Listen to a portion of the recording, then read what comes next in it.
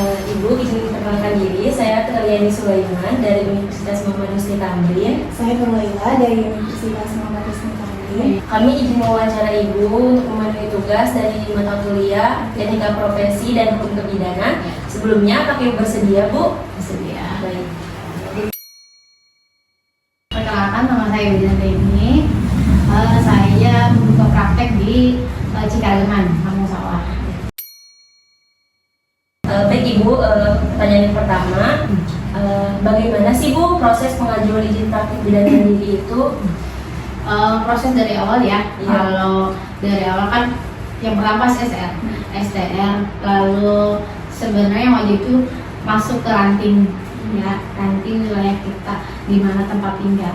Terus mau ke izin itu yang pertama sih bangunan ya, bangunan ada surat STR, lalu kita mengurus ke IB ranting itu mau mengajukan izin ya. Sudah survei baru izin bisa keluar.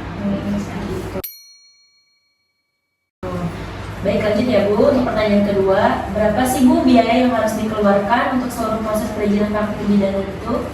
Kalau biaya ya, pertama bayar bangunan ya, bangunan kita ke pihak ini, bangunan yang pertama. Terus kita harus mengikuti MOU dengan limbah ya, sampah sama medis itu harus bayar. Nilainya harus dicantumkan. Boleh Bu, kalau Ibu berkenan. Kalau untuk 2022 ya, tapi tidak tahu untuk kedepannya bagaimana. Untuk bangunan itu bayar 1.050.000. Untuk MOU limbah medis itu 1.500.000 ya. Selebihnya yaitu paling rekom IB, rekom puskes, dinkes itu paling hanya 100-200. Baik ya Bu, lanjut ya. Selanjutnya, apa sih Bu kendala dalam proses perizinan praktik bidang itu Bu? Alhamdulillah sih untuk tahun 2022 tidak ada, karena kan kita masih di bawah naungan ranting ya.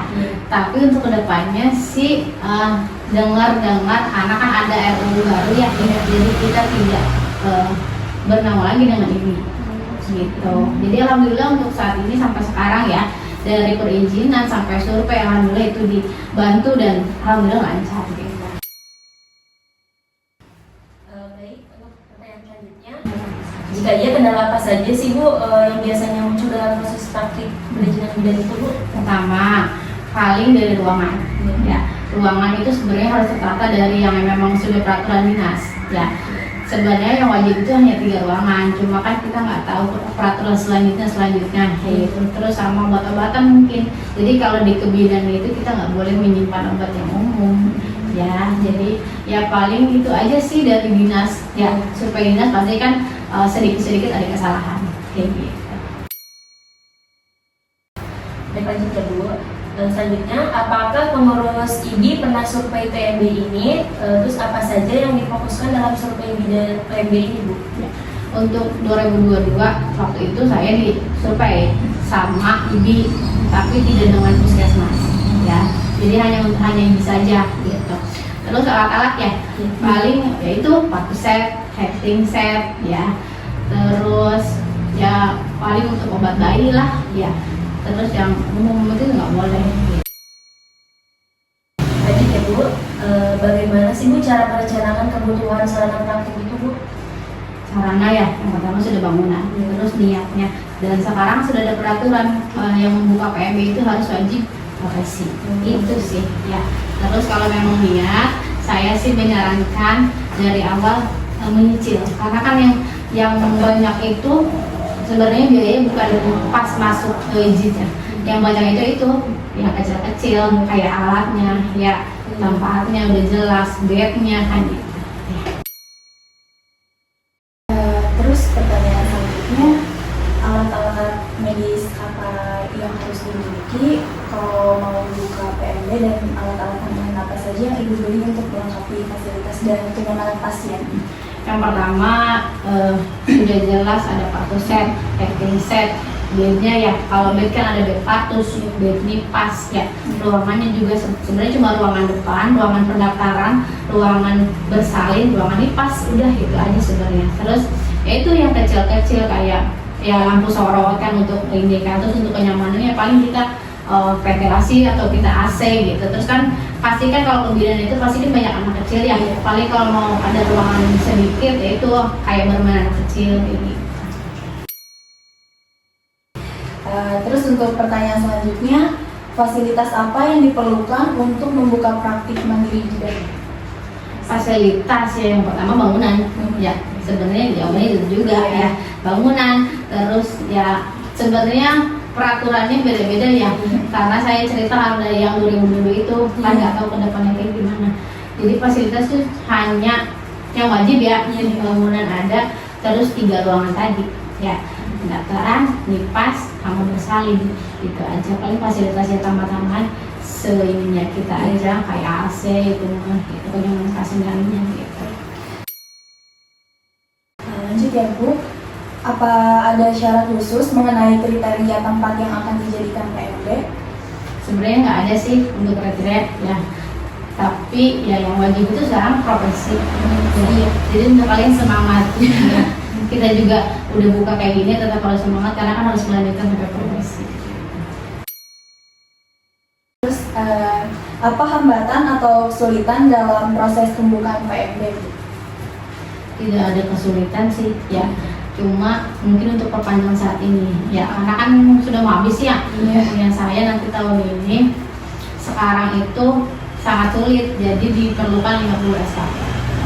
Sudah bukan pelatihan lagi gitu. Tapi alhamdulillahnya waktu pengajuan belum ada, jadi masih belum dipersulit. Tapi untuk perpanjang mungkin sekarang ya itu lebih sulitnya 50 SKP. Apa tanggapan Ibu mengenai Undang-Undang Kesehatan yang terbaru? Kalau menurut saya ya, mungkin yang lain juga. Kebetulan saya mau ikut demo berapa kali, 3 kali yang di Jakarta itu. Berarti kan bukan hanya 1-2 orang yang tidak mendukung, semua tidak mendukung. Sebenarnya yang pertama kan kita bidan sudah tidak bernama di IBI. Terus kalau misalkan angkutan dan apa kita mau kemana gitu. Terus kan bayaran katanya iuran, itu bukan ke IBI lagi, jadi harus langsung ke dinas gitu. Sangat tidak setuju sih, sangat kecewa sebenarnya. Kemarin juga rapat, ya itu ngomonginnya itu karena sudah mau disahkan katanya ya. Terus mau dihilangkan, IBI ranting itu udah mau dihilangkan, jadi kita tidak bisa berenang kemana-mana lagi. Kalau memang ada apa langsung ke dinas ya. Terus sekarang makin sulit, buka PMB makin sulit. Yang pertama sudah profesi gitu kan. Dulu kan D3 bisa gitu. Terus sekarang itu 50 SKP. 50 SKP-nya itu dinas, bukan cuma IBI atau dari kecamatan. Untuk pertanyaan terakhirnya nih Bu, bagaimana tanggapan Ibu mengenai mahasiswa kebidanan? Untuk mahasiswa ya, yang pertama sih semangat ya, jangan berkecil hati, jangan dengar wah sekarang peraturannya makin sulit, makin susah. Kita di sini kan niatnya menolong ya, memang sih bekerja, cuma kan itu kan masalah cuan ya, itu nomor sekian lah. Yang pertama kita menolong ya, sebenarnya kan bukan menolong orang yang bersalin aja. Kalau kebidanan itu kan dari dia masa subur ya, masa subur dari nikah lah, dari nikah kan sudah dipegang bidan, dari nikah, masa subur, lalu hamil, lalu bersalin, terus nipasnya sampai nanti bayi, baru itu aja juga kan kita yang megang gitu. Jadi semangat ya, walaupun banyak ya UU sekarang ya emang saya sangat kecewa, benar-benar sangat kecewa karena bingung gitu kan, kita mau bernaung kemana lagi gitu.